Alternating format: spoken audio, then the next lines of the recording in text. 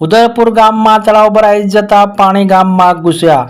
ગુજરાતમાં ભારે વરસાદની આગાહી કરવામાં આવી છે, ત્યારે મહેસાણા જિલ્લામાં પણ ભારે વરસાદ વરસી રહ્યો છે।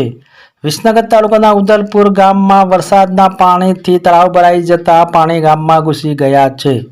વરસાદના પાણી સાથે ગામની ગટરના પાણી એક થતા રોગચાળો થવાની ભીતિ।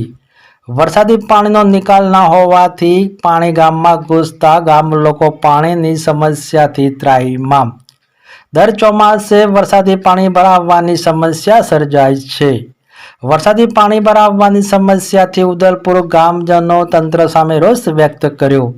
ઉદયપુર ગામજનોની માંગ છે કે વિસનગર સહકારી વહીવટી તંત્ર વરસાદી પાણીનો તાત્કાલિક નિરાકરણ કરે તેવી માંગ કરવામાં આવી રહી છે।